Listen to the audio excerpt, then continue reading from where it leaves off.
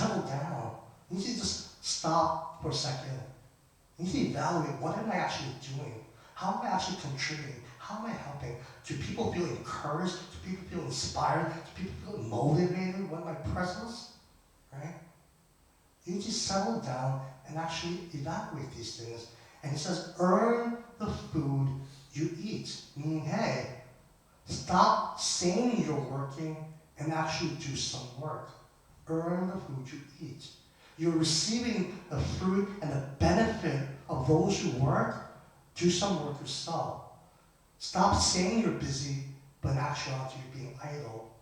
And this is something that's very, very mind-blowing for me.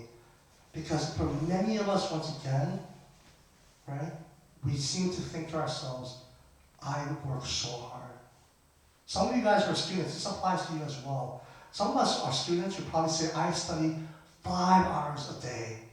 But how much of that was really spent studying? Right? How much of that was really spent studying? How much of that was just having our minds wander around, thinking about things we didn't need to think about? And that's the thing that Paul is saying here.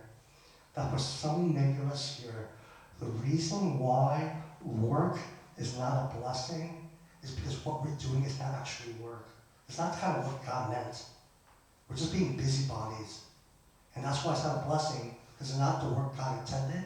And secondly, it's disruptive to other people, and that's why it hurts relationships with one another.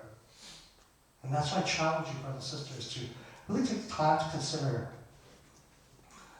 is work, if God intended and meant work to be a blessing for me in my life, is that work a blessing? Our friendships, the work of relationships, is it being a blessing in my life? If not, you need to take time to pause, to settle down, as Paul says, evaluate that. Is the work that I'm doing in terms of my vocation, is it a blessing? If not, you need to take the time to consider why not. Maybe you unknowingly made work about you and your life only. And God is saying you should contribute. Your job, your vocation was meant to contribute to your community. And maybe the reason why you can't is because you're not putting in the work of discipline, of generosity. And then finally, maybe the reason why some of us are not enjoying and experiencing the blessing of work is because the work we're doing is not the work that God intended. Like literally, is not work at all, as Paul says. It's actually being idle and disruptive. And if that's the case, right, then no wonder it's not being the blessing God intended. So I'm going to challenge us to take some time to pray. First thing we want to do is we want to take some time to really pray in a way that blesses.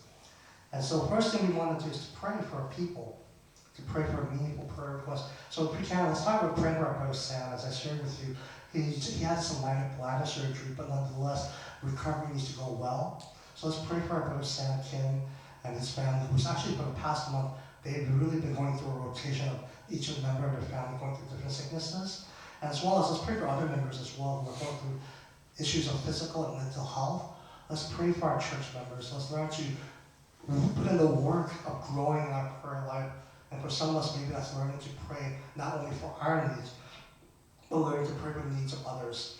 Secondly, let's pray for a healthy understanding of work and also rest and waiting, right?